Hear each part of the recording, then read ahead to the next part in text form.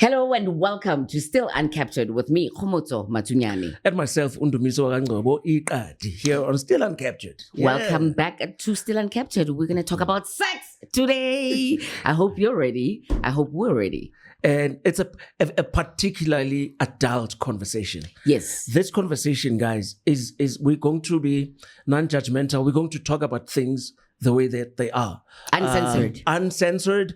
If you're one of those squeamish people, I'd still suggest that you watch and squirm through it. And of course, we've got a guest. We've got two guests. Yes, we do. Today. And you want to introduce our first guest, Kgomotso? Yes, and she's joining us via satellite. Kerline Astre, hello and welcome. Thank you. Thank you for having me. How are you doing? Kerline is an author, guys, amongst many things. And she's got a book called We Fought, The Global Extraction of Desire, Land, and Memory. And let me tell you what it's about. It's a powerful reclamation text that challenges colonial narratives and centers the sovereignty of African peoples before, during, and after colonial conquest. Rooted in ancestral knowledge, lived experience, and spiritual excavation, the book explores how desire, along with land and memory, was systematically seized and distorted. Each chapter unpacks a specific stage of this global heist. Ooh, I like that word. Offering both historical account and spiritual reckoning. More than a critique, this work becomes a blueprint for remembering, restoring, and reimagining liberated futures. And also, in the studio, we're joined by one of our friends, someone that I think between the two of us, we've probably known him probably close on to 50 years combined. Yeah, combined. Combined. Yeah. Rams Mabote, who is how does one describe you? He's a journalist. He's a man of words. He's a writer. He's a writer. He's a broadcaster. He's a podcaster. He's a golfer. He's a golfer. He's also a reputation management expert, a general man about town, but also an author recently. Yes. He just had his first book published. And I love talking about this book, particularly since my name is emblazoned on the cover. You can hold it up, Rams. The author of The Sweetest Taboo. And unlike, other people that I will not name, Rams is going to tell us himself what his book is about. Hello. Does it feel weird to be here after watching the show? I've been watching you guys. I've been finally finding something to replace. God, I'm going to be in trouble. Talk radio has been bad lately, and you guys have been saving me a lot. Yeah. So, I'm going to be very brief. So, Kerline, I'm not going to be as shiny as somebody introduced us to your book. All I'm going to say is that this is a book about a black banker who goes to Australia and becomes a big bonker. It is the sexual journey of an African man navigating the Australian landscape with his sexuality. And I can just imagine. So I haven't had an opportunity to read the book yet, but I will. Yeah. So I know what it is about. And but I like the banker to bonker. Yeah. Banker to bonker. What inspired this? All of a sudden, it's not really in your lane, so to speak. Yeah. So what made you woke up one morning and you said, I want to write about sex? He was horny. No, it was post. Actually, nothing inspired me. I was forced by time in my hands. COVID. I was sitting at home doing nothing and I thought, some years ago I visited Australia. I have never told people about this, but I can't tell them because there's nothing to tell. It's a boring trip, right? There was nothing happening. So I just took the landscape and I created a story. And I wrote this thing during COVID and almost finished it within 3 months. Wow. Yep. Okay. Well, it's getting some very good reviews and people are really liking it. Certainly an adult book. Kerline, what inspired you to write your book? I mean, I read what it's about and it can be pre-ordered. But what made you want to write about this? So I wanted to bring together several schools of thought that are really connected, that we typically divide, especially when it comes to African culture and African traditions, and what happened on the continent, and the violent extraction and divorcing of us from our spirituality, which we tried to divorce from sex and sexuality. And in ancient times, pre-colonial times, these things were hand in hand. And I'll speak more about that specifically from the context of my work focuses on sex as an energy, not as an act, right? So when we look about, I'm thinking about with what is my author friend over here? What's his name? Rams. So when I took note of when you just said, when they asked you what inspires, like nothing. It was COVID, and and I'm like, I'm not doing anything. Let me create this body of work. And so sexual energy is what inspired that work. So from a scientific perspective, there are two branches of science: kinetic energy and potential energy. So when that energy, so you can think of it like water on the top of a mountain, and when it falls, it becomes kinetic, and when it's there, it becomes potential. So that's what's happening in the body. Anytime you feel yourself aroused, turned on, horny, or any of those things, what that really means is that your creative center has been activated. That's what that is. So we're taught to think of sex basically in three different forms: sex as a gender, sex as the act itself, and sex as sexual orientation. We're not really taught about the thing that powers it all, that powers everything, which is the energy behind it. Anything that has ever been created is a product of sex in an energetic form. So it's basically transmuting itself. It's sexual transmutation. And these have been hidden in all types of books. Most popular is Napoleon Hill's Think and Grow Rich. He has a whole chapter in that book about sexual transmutation in the earlier editions. In the newer editions, that chapter has been omitted.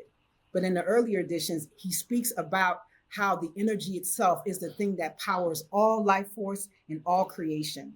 So in my work, that's what I'm studying, right? And that's what I've been researching as a sacred sex practitioner, as a creative, as an owner of a space for artists, creatives, and spiritual workers, those types of things. And I live on a continent.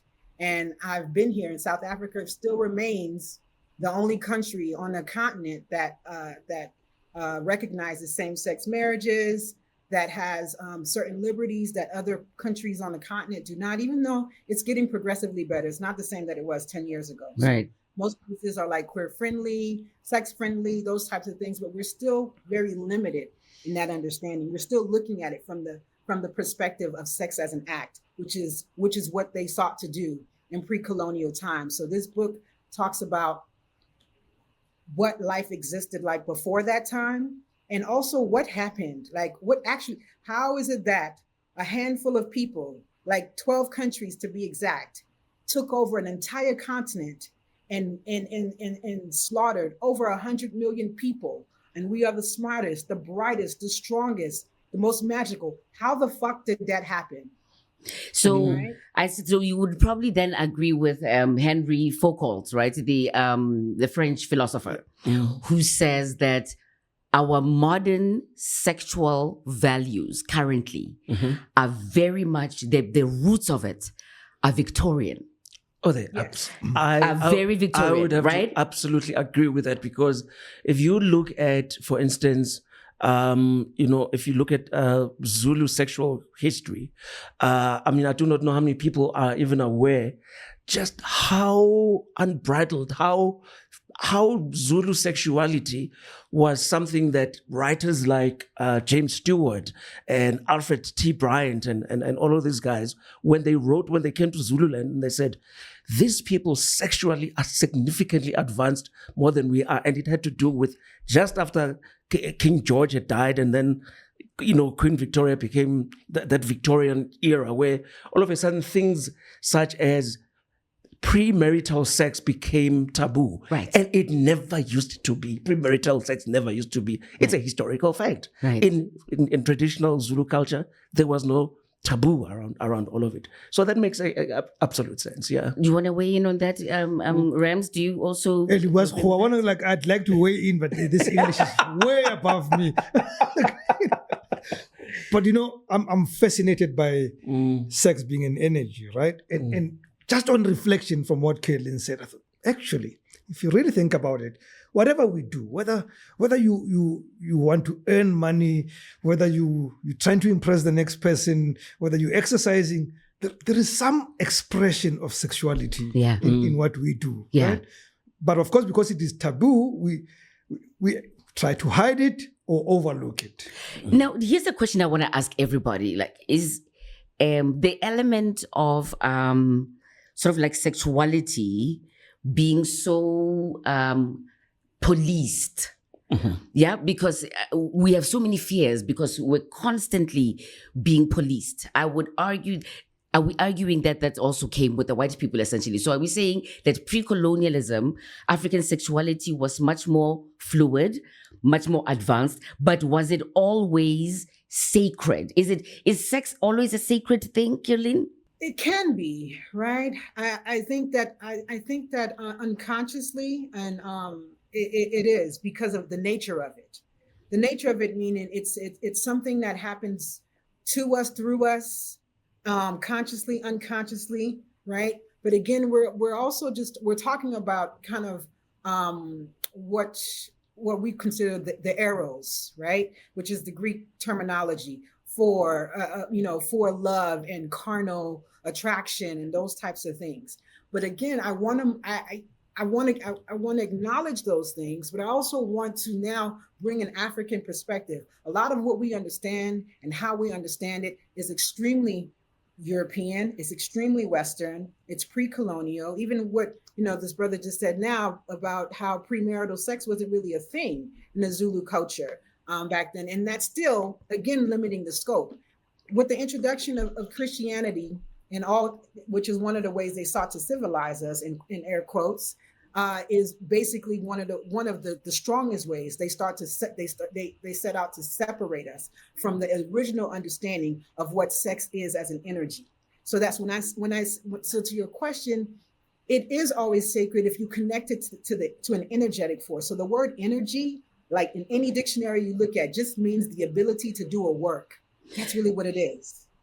So now, one thing when we were asking you to just to do a bit of an intro, what you did is you kind of closed over, what I think is a loaded sequence of words that what you also do, and this is, I do not know whether it's a precursor to the book or it's part of the same work, is that practically what you are is you are a sacred body sex practitioner. What does that look like? What does that look like practically? What is a sacred body sex practitioner? As in your day-to-day practicing of what you do, what do you do? Yeah, I do a lot of things. Tell us. We just want to hear about it because I think it's going to free up this conversation to where I think we want it to go, right? So what does it entail? So again, my work is around that ideology, around shifting our understanding of what and how we relate to sex. And my work, believe it or not, I just was recently critiqued by a colleague for this because I was abstinent intentionally for a while. I'm probably almost a year now. And she also she's a professional dominant like myself. And she says to me, "Right, you can't be doing sex things and you're not fucking." Why? I don't even know if I agree with that. And that's what Ndumiso suggested it about me when we first started the show. And said those who are so enthusiastic to talk about sex are probably not having it. It's possible. But was it true for you? Yeah, but for me, a part of it was using myself as my own test subject, essentially, because I'm out here basically, to your point, telling people there's a way to move, to transmute energy. So what we mean by transmute it, right? So sometimes you can hear in the lay world, you'll probably hear people say if they're feeling like horny or turned on, they're gonna go gym, right? To work it off or whatever, or they clean their whole house or something. That is kind of Or masturbate. Or well, that's what. No, but that's actual sex. That's sex to yourself, right? Physical sex. Okay. But we're talking about something that doesn't involve That replaces the sex. the mind. The mind automatically goes when you think sex. It automatically goes there, right? So my work is to walk it back a bit, walk it back there, because that is basically like an end product. It's just one of the things that can happen with that energy. But there are so many things. So I wanted to use myself as my own test subject, because I have my clients that I use. My clients tend to be maybe I have one client, she's a director, a film director. And she came to me because she was feeling blocked, right? She said she's not creating the projects that she wants to create. The network has their own agenda. So she hasn't personally created anything of her own in over a decade.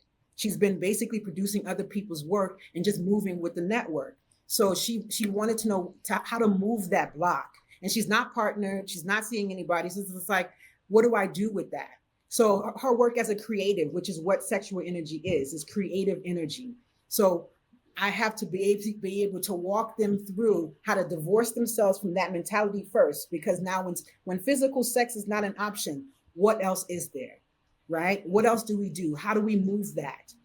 So that's what my work is about, is teaching people to connect with their inner selves, with their body, with everything around them, everything besides what we've been taught that sex does and is. You got to masturbate, you have to, watch porn, you got to fuck randomly. And it's just a very incarcerated way to engage with something so broad and so magical that sex is. So my work is around guiding people through that. And if I came to you, so practically, and I said to you, and I do not want to use your client, and I said to you, I also just feel as if I do not know, like, when you go through those phases where, and for me they're not particularly long, where sometimes I'm just not feeling sexual. What would be a typical thing that you would say to me and say, practically, what could I do? Even this client that you're talking about, what would be the thing? So you're saying, the question you're saying you're not feeling very sexual, like you're like assuming that I wasn't. Appetite, yeah. Right. No. Yeah. Not you. Yeah. But that's you're not having sexual appetite. Yeah. A physical sexual appetite. Yeah. Again, we're back to what your understanding of it is. A physical sexual appetite could be medical reasons, could be mental reasons, psychological reasons. So now you would talk to either a sex therapist, which people mistake me for. And while I do dabble in that space, I'm more of a sex scientist, right? I'm more of a sex scientist. There's so much information out there already about how to increase your libido, how to become more in touch with your sensual and your erotic self. And those things are out there, but I think that, again, we are starting in the middle and not from the beginning. And so what I would tell you, if that's the case, if yourself, not you directly, but what I would say, if you're having challenges, I would definitely give you one of those other options to be able to say, what is your relationship with sex, right? What has it been? How this can come from your previous experiences. Childhood is usually a big factor. People, women send their husbands to me because their husbands are cheaters. They say, like, I fix this one. Like, he's broken. Like what must I do? And how do you fix someone who probably doesn't want to be fixed? Yeah, and I mean, they're not having a problem, so to speak. I mean, they're doing their thing. You're the one who's not feeling like sex because you're not happy with the guy who's having lots of sex. That could be true, right? That's one. Again, these are all surface understandings of it and surface approaches. So what I do to her husband, I talk to him about understanding sexual energy. For example, I hit him where it hurts an African man, right? Because when I talk about something called STEs, sexually transmitted energy, right? With sexually transmitted energy, you can't go to the store or Discam and pick up something and get it away. No, with sexual transmitted energy, basically often when we are engaging in sexual activity, the physical act, we are contracting things from people, and these energies aren't ours. You could be walking around behaving a certain way, and you have now created some sort of a bond, some sort of a tie. Christians call it a soul tie, or an energetic bond that was transmitted during a sexual behavior. So what I tell him is the sins of the father falls on the shoulders of the son. So now you are here busy fucking the world, and you're not using proper, what I call energetic contraceptives, which I do teach as well, sexual condoms, and then you're doing that. You're not guarding yourself. This is going to fall on your children and your children's children. You might not feel it right now, but you are carrying so much, and most of it probably even isn't yours. It's from years of uncensored and sex that hasn't been intentionally engaged in. And for my clients that are sex workers, I teach them how to use energetic contraceptives, what that means, how to seal your chakras, how to, even if you don't want to seal all of your chakras, maybe just your sacral one, how to basically create a force field around you so you can fuck whoever you want as often you want it, and you just cleansing yourself each time. I break soul ties. I do past partner cleanses, those types of things, so you can keep your energetic field clear enough to do what you need to do. Do you relate, Rams? Because I have to say this, and to her credit, is that she's talking about things that I've only seen, sort of just the surface of, where women generally do talk about sexual energy, that when you are having sex, and I have to be. You guys should have seen your physical reaction. I have to be. Kerline, I wish you could have seen it. They were both just sort of like sexual energy. Have you ever experienced anything like? I don't know what is is it transference of sexual energy, whatever is it, TSE or ST? STE, yeah. ST. Have you ever experienced any? This is not about you, by the way. Sexually No. transmitted energy. I can answer as me. I'm happy to answer, right? Yeah. I probably have, but I didn't know until now. I had no clue. Are you guys serious? No, is it serious? Kerline, do you think it's a woman thing that we know that, but they seem so shocked? But doesn't it make sense to you? No, I don't. You see, so here's the thing. What? Okay, so you take it. I'm not saying it does not make sense. Okay. Yeah. What I'm saying is that it had never occurred to me that this is happening, right? And maybe because. And I'm not speaking for all men, neither am I speaking about me.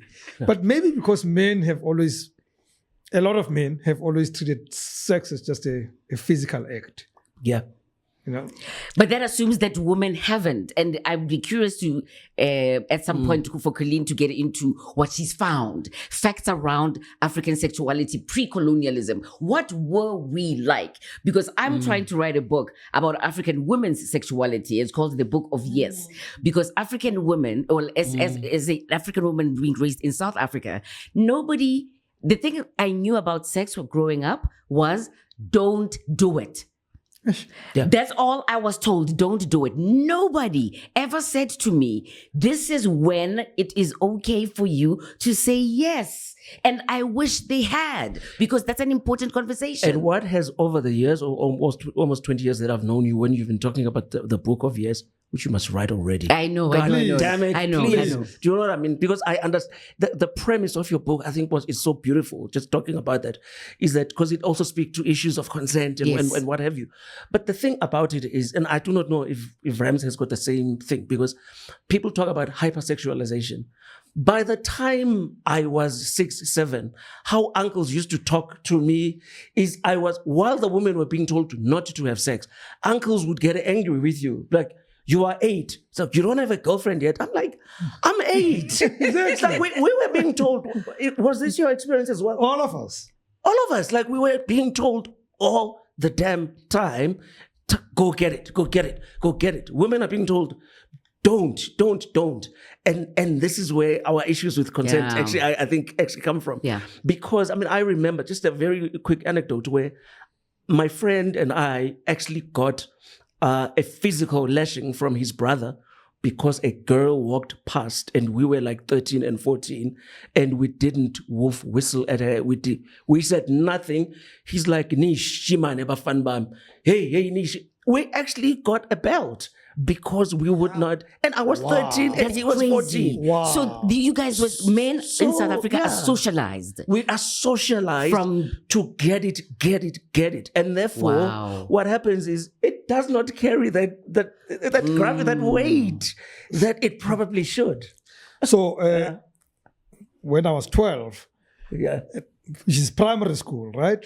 A friend of mine and a classmate, they disappear. They don't come to class, actually, to school one day, right?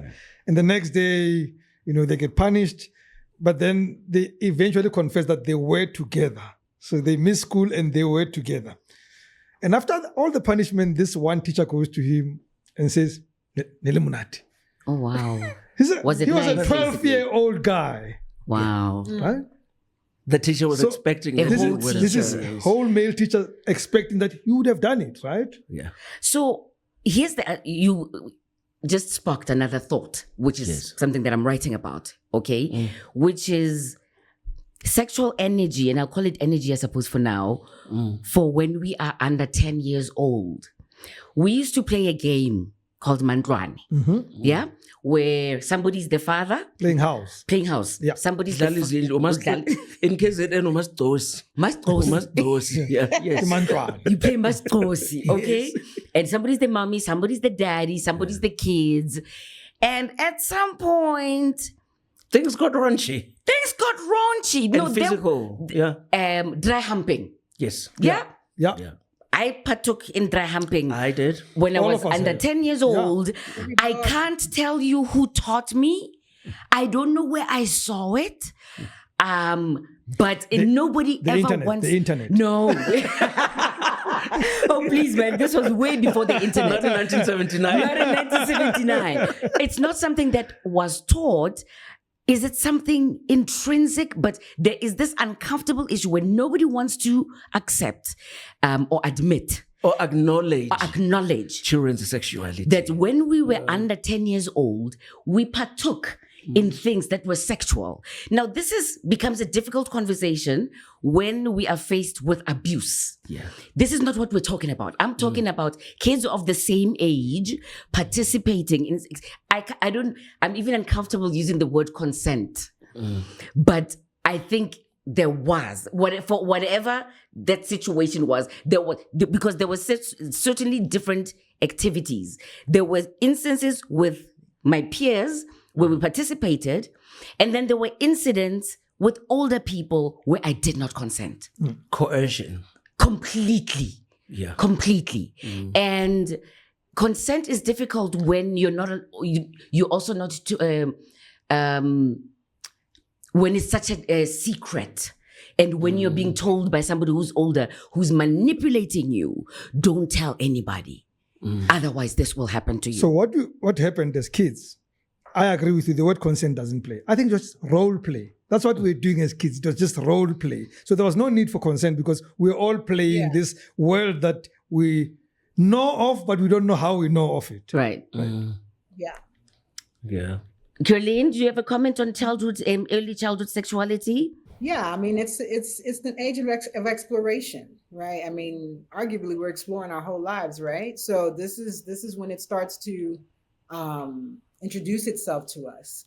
And to your point earlier, it's something that's been policed, right? And been outlawed, and for men, shame. You know what I mean? Shame for you guys because with religion, with European and Western religion came patriarchy, right? And so patriarchy is what set the standard for how we treat boys and how we treat girls that are doing the same thing at the same time. Yeah. Right. So my children, they grew up seeing people naked, and this is in America. You know, I'm Haitian, but still they grew up in America seeing my son now doesn't eroticize a titty. He can see, because we all, I'm queer. There are bitches walking around everywhere. Naked. We call it mapunapuna, Kerline. Mapunapuna. Yeah. La la la. And this is All still the time. and this is still Right. and this is still part of your environment. Is your house open to experiences for people to come through? I mean, obviously, I would imagine that it's all curated and it's controlled and so on. But is it not your house, but your spaces where you actually work around? As a sex practitioner, is this what I mean, I know I normalize the body. I normalize conversations around things that happen to and with the body. I normalize the integration of a broader understanding of what's happening, and not just because, see, what you're talking about, Kgomotso, is before that time is this carnal thing in us, that we become attracted to and drawn to. This energy. Yes, and scientifically, there's no scientific concrete evidence to explain attraction. None. We don't know how there are lots of theories, but we don't know exactly biochemistry how it happens and why. Like why we are attracted to something. Of course, there are characteristics. You could be like, I have a type. I like this type. I like that type.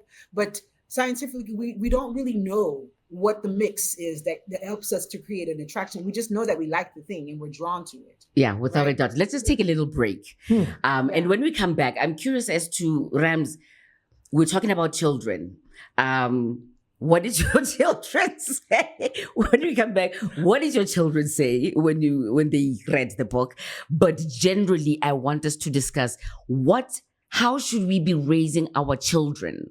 I know a lot of people will be uncomfortable with Kerline's people walking around kind of like butt naked around the house. That'll clearly unsettle some people. But yeah, anyway, let's take a break. We'll be back after this. Welcome back to Still Uncaptured. We're talking about sexuality, sex and sexuality. And we were just, before the break, we were talking about children. Yeah. First of all, have your children read your book? No.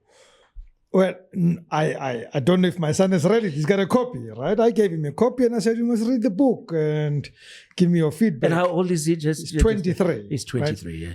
But I think the only reason he has not read the book, it's got nothing to do with my book. These kids don't read. I mean, it's just simple as that. Even if I had given him something, they don't read. Go to Netflix and make it a movie already, and then exactly. You know what I mean? That's how they're gonna consume it. So I probably should even do a podcast and just read my book, and he'll then listen to my book, right? And your daughter? My daughter is 17. So I said to her, I wrote a book which you can't read yet, but this is what the book is about. So that when... Why can't you read it yet, Rams? Well, because there's an age restriction on the book, right? That is before your time. If I knew earlier, I would have said, nah, bollocks, we are all the same. Everybody must read it. When did you start reading erotica? Because I started reading erotica around 12, 13. I was... Same. Oh, you know what? Although I stole the reading. I mean, it was on my father's... Louis L'Amour, the Western series, the Western writer, he's American and so on. His books were about the Wild West. Oh, but they were wild. In fact, how I discovered that I had become sexually reproductive myself is I was busy reading a Louis L'Amour novel, sitting in the study there,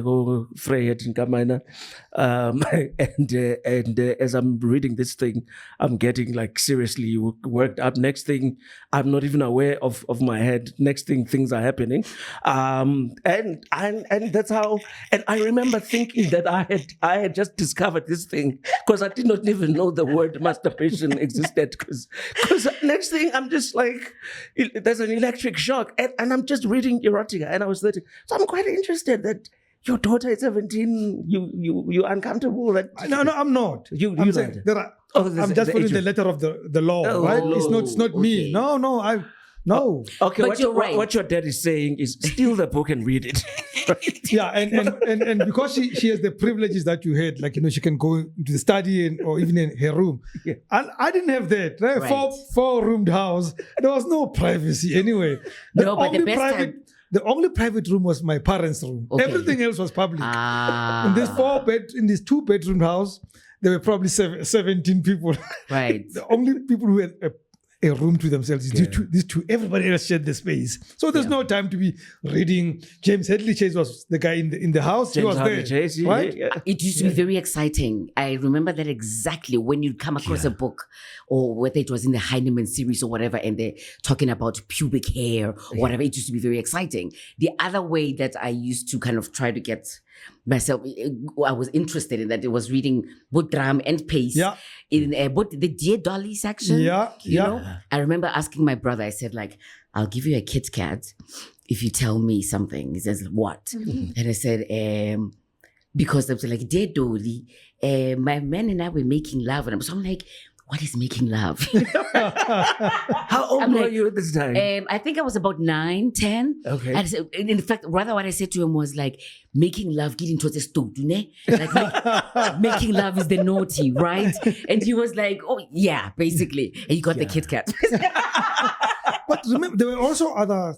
I know there was a cartoon series, maybe not so cartoon, but She. Yes. Right? So we saw things there. Orboscope. You remember when they put the stars on the stars nipples? on the nipples. Yes, they were like those sort of semi-nudity, because apparently it was very verkramte. So there wasn't too much porn, but there was a little bit of those kinds of pornographic things that you would kind of see. So I'm just kind of interested, as somebody who came into the country, Kerline, as a foreigner, so to speak, or an outsider, somebody who wasn't born here.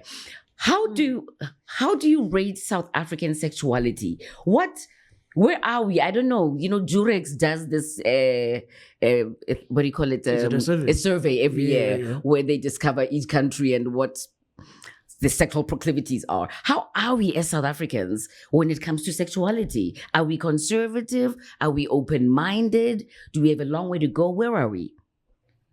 All of that. It's a lot. We are all that. Yeah, all of it. It depends. Like when in my with my the experiences that you were referencing, which is sacred BDSM, which we've retermed now Soma Sacre, which is in my mother tongue. So I just took the terminology and translated it, which is my mother tongue is Haitian Creole. So Soma Sacre. But it's BDSM, and what we've done with BDSM is we have our shows look to decolonize the practice again, because when we think of it, the people think of like Bomayo, 50 Shades of Grey and things like that's the thing that they think of, right? So sometimes people will come to the show. I know this one couple, he said his wife, basically drug him to the event. Like, no, if I'm going with or without you. He's just like, well, you're not going without me. That's so if this is what you want to do, fine, I'll go. Zulu man, typical Zulu man. And after the show, he says, you know what? It was not what I expected. I'm like, what did you expect? He's just like, I don't know, brah. Like you see BDSM shandies and you're like, what's happening? And because we do integrate spirituality, you might see people pakla before a scene, as they call it. In BDSM, there are play scenes. Wow. We pakla, we invite the spirit in. There are invocations. There are all kinds of things that are happening. There's a whole production around it from our creative team, fire breathers, belly dancers, aerial spinners. It's a whole thing. I am so going to the next party. You and I here in the studio in Kerline are actually privy to what I think the people who are listening, who are watching, because I've been trying to get Kerline to actually do exactly just this, is that you do have curated events where, and I just want you to describe it. And maybe I had asked the question badly because you went into the energies when I was wanting for you to describe to me what happens at these events. What happens? And yes. Well, first of all, who's invited? Yes. Or how does one participate and what happens? Yes. It's open to the public. To your earlier question about like, it's because it has been considered a taboo thing. It's opening wide up. So I found there's so many people that are doing my work and that are coming into it in different ways, right? So, and then you have those who are still like, but it's because of the conditioning, right? Right. So what happens at these experiences? One, it's a production. It's a creative production. In the kink space, there are different types of kinks, right? So we have had, when we choose a particular theme. So we've done wax play, we've done impact, we've done different fetishes around food, we've done suspension, we've done rope, bonding, those types of things. And it's in 3 parts. Maybe the first part might be like the invocation or how we bring the show in, which is some sort of creative thing. It could be a theater piece, it could be a vocal performance, it could be a band, it can be a choir, it can be anything, and then we might have a middle act that can be one of those things as well, maybe a belly dancer or a pole dancer or something like that. And then you have the main act, which is usually myself as the dominant or a guest dominant if I have people that I'm bringing into the show. And what you're seeing, what the audience is seeing, is myself and what I call devotees. Now, in the BDSM space, that word is called submissives. I don't use the word submissive because for people and Black people and people of color, that word is triggering, right? And so I use the word devotee because that's what's happening. It's a devotion, a mutual devotion between myself and the devotee. And the misunderstanding often in the BDSM space is that the dominant is the one in charge and the one that calls the shots and everything, and the one in power. We're both in power. In fact, the devotee is in more power, actually, because nothing happens. Nothing happens without the devotee full buy-in, and you can't what they call up negotiate. So we negotiate the terms of how we will play together, and and the audience is watching this in real time. So it's not an act for me in the devotee, because it can't be an act. I can't play it. It's an actual play scene, and you get to kind of like, you're like the fly on the wall. The audience is the fly on the wall. And when if my devotee says the safe word, then it's over. Show's over. Everybody go home or stay and have a drink at the bar, whatever. But because we've been playing with each other, that usually never happens. And so you're talking about audience, right? So typically, well, okay, let me not use the word typically. Who is in the audience? So as in, who should be interested in actually coming to see this? And also, why do people come to watch the show? What are they getting? Is it purely out of curiosity? Is it some form of exploration? Is it some kind of, I don't know, therapy between them if you come with your partner? Who comes to watch? Or even curiosity, because I'm curious that I've never been, I'm 53 years old. Yeah. I've never been to a BDSM show. I've been to a sex show in Amsterdam. You gotta go when you go to Amsterdam. I mean, it's like a rite of passage, right? But I've never been quite in where there's a power play. To Ndumiso's point about why do people come? I think for all the reasons that you just mentioned, right? And for some people, they do want to be able to connect with what's happening.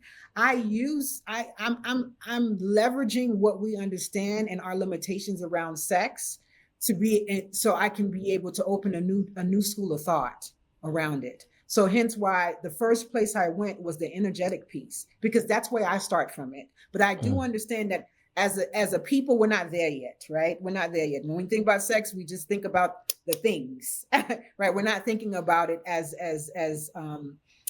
broadly as I'm thinking about it. So I use that window to get there. So all of those people come. Some people they are just curious, and some people are really experienced in the space of BDSM. Some people are sex workers, and sex working is very broad, right? It's not just people. It's not just escorts or phone sex operators, right? I consider myself a sex worker because of my line of work, because I have to interface with sex in all forms throughout in my career. Kerline is talking, and I'm going to default to Rams purely because, I'm looking for protection. So, you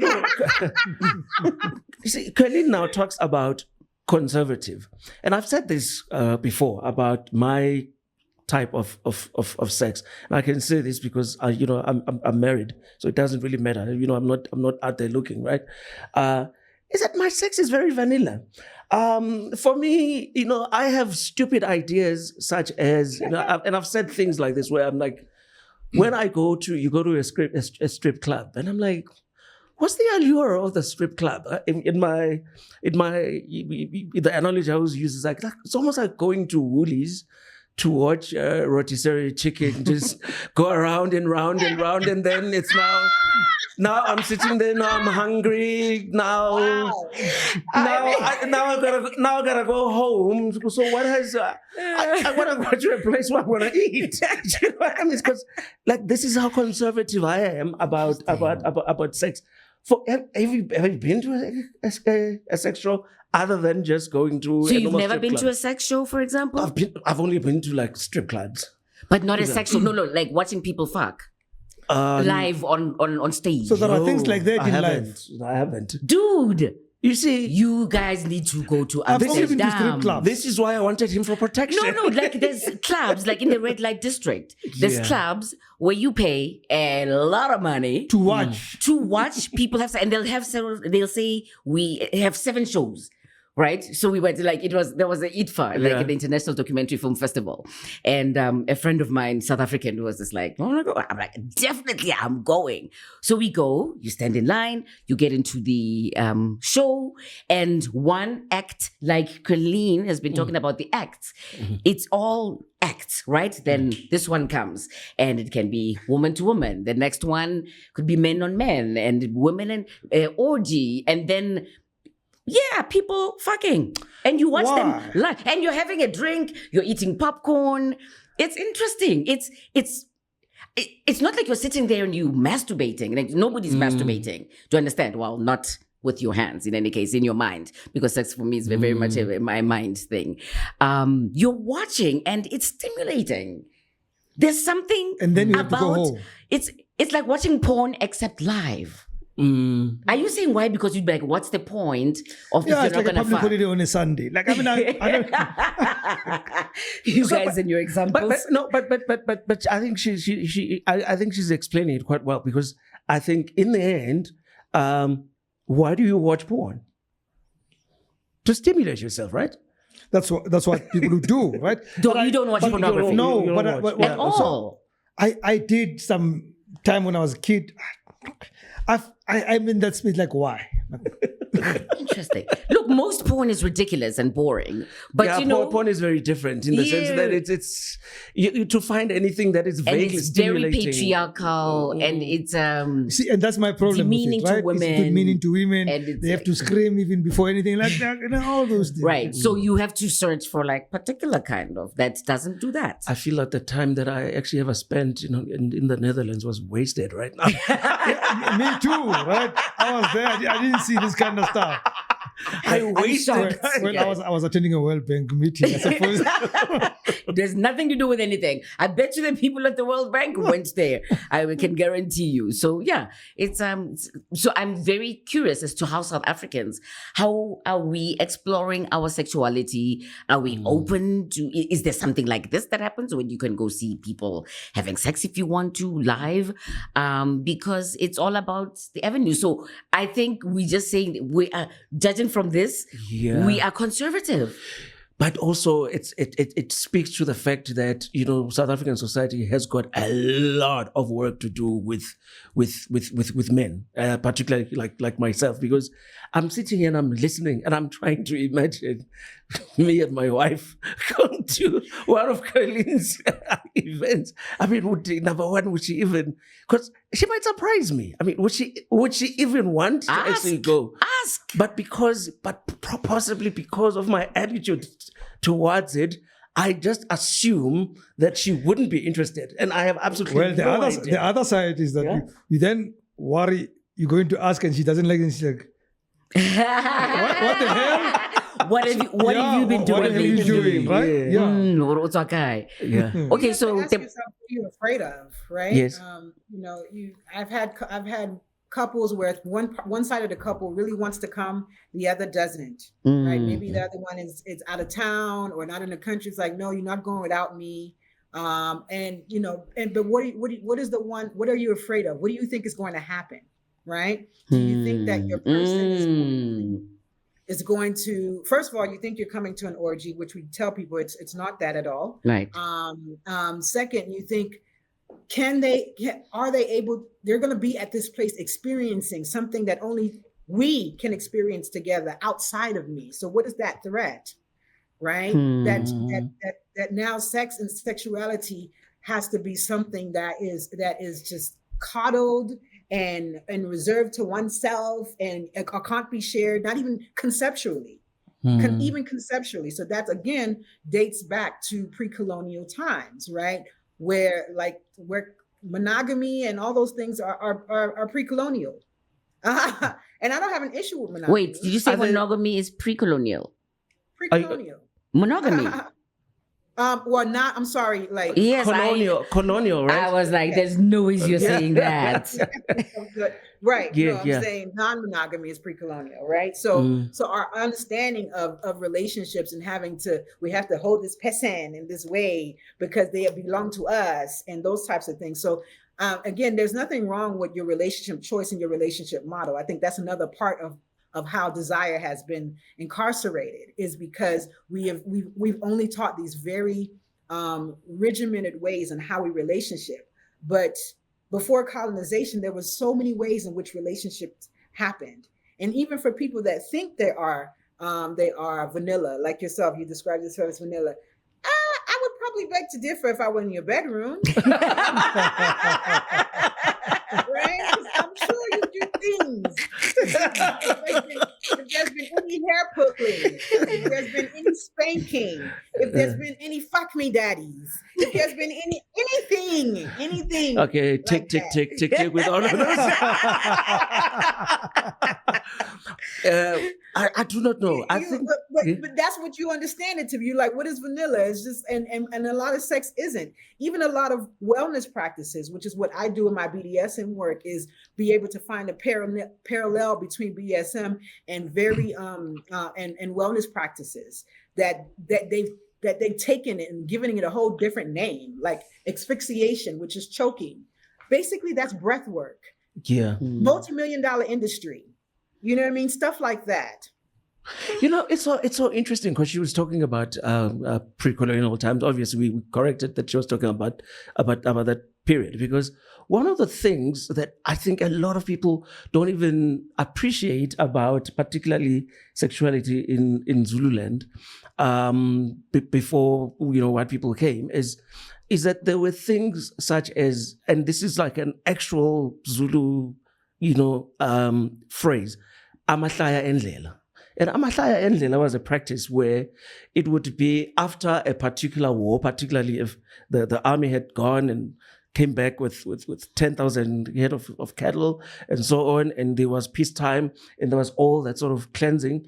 Then the king would declare a particular time period, a couple of weeks, where there was such a thing as amahlaya endlela, where literally everyone, you could meet a stranger and you could fuck in the countryside. Oh. In the river, you could do that. There was no restriction about who it is that you could sleep with, except that because the Zulu sexuality was so advanced, there were, when it comes to coitus interruptus, which is ukuhlobonga, which is basically and this is where a lot of Zulu people get it wrong, where they talk about coitus interruptus as ukusoma. Ukuhlobonga is actual penetrative sex, but it's coitus interruptus. Okay. And then and that is ukusoma, by the way. And then ukuhlobonga is what happened with younger people who were, I think, under the age of 16, where then they would have sex between the thighs. I thought that was the ukusoma. No, I've always called I thought ukusoma so. the thigh sex. Yeah. Ukusoma is penetrative, except that it's coitus interruptus. Oh. The other one is, so that what you are talking about, coitus interruptus is ukusoma, but ukuhlobonga is when you just only, the man puts his penis between the thighs. What no one, I've never read about it, what no one ever talks about is, how did same-sex people then have sex at this time? Because I can only imagine that there was same-sex happening. I can guarantee you. That it happens. I do not know how that worked, right? But it's so interesting because it speaks to what she's talking about. No, without a doubt. Okay, so in wrapping up the conversation, what are your final thoughts about this conversation on sex and sexuality? For me, it's an interesting one. I mean, I actually end up by just asking Rams a question, which is, because we were now talking about interesting ideals such as sexual energy, is that for us, when we to go back to that conversation when I was a young man, right, and I was a child, you were talking about sexual games, is that in my circles, let me just talk about my circles, but I've seen that it's wider. Most young men, black men, the first time they actually ever have any kind of sex, it's always with an older woman, much older. We've been talking about this. Yeah, like much older. Like I'll say this, like the first time I actually had penetrative sex when I was reproductive, I was 14 and she was 20, right? And there is, and I've said this to you before about sexuality, is if there was to be a court case, because that was obviously statutory rape, right? According to what we according to our present laws. present understanding, because our attitudes about sex is that it bothers me that and I've never probed it, that I have never thought of that particular experience as something being done to me. I wanted it. I looked after it. And I have really, really thought about it now. I was just like, no, I actually wanted to actually have sex, right? I don't know what your experience with it is. Mine? Yeah. No, the age difference was not that big. Yeah. Probably. But she was older. Yeah. But I would reckon about 3 years or so at most. Right? And how old were you? Would have been maybe 12, yeah? 12. Yo, Yeah. No, me, I was a late 13. bloomer. Eh? No, I was a late bloomer because I was terrified of getting pregnant. Do you understand? Yes. Like in the townships at the time, like the worst thing you can do Yeah. Is fall pregnant. And I was just kind of like, you will not. Some boys around my neighborhood used to call me padlock. Because ain't one nothing going in there. Do you understand me? There was nothing going in there. When I was 20, I'm in college in the United States now, and I'm just like, all right, I am ready. But yeah, I was a late bloomer. And am I grateful? I'm grateful that I waited because it was so complicated and I couldn't afford, and it helped me focus on my education and to really just kind of like focus. But it made me scared of boys and men and sexuality, which is why I wanted to start writing the Book of Yes, because I was exploring my own sexuality. Yeah. And in fact, what I had wanted to do, Kerline, was to go have first experiences that I haven't had sexually before as part of the experience of writing the book. So, because I agree with you, believe it or not, to say that, and I agree with Kerline as well, to say that it's difficult about with Kerline's friend, to be like, how can you be working or talking about sexuality so much and not be having sex? Yeah. Do you understand? Or like where I feel like I want to have those sexual experiences because I'm also wanting to encourage women to say yes.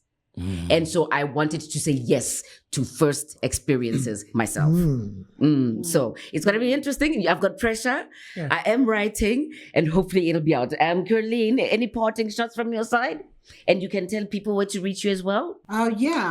People can reach me on my website, which is the sacredbodyjourney.com. I'm also at lungdemunmon.com, so that's the venue where the experiences happen. So Lungdemunmon is it's a membership-based space for artists, creatives, and spiritual workers. There's a restaurant that runs out of it. There's a music recording studio. There's just accommodations. Then we do these shows as well. Different types of shows. This is Sacred BDSM is just one of our shows. Okay. I'm also so you can find also on social media as well.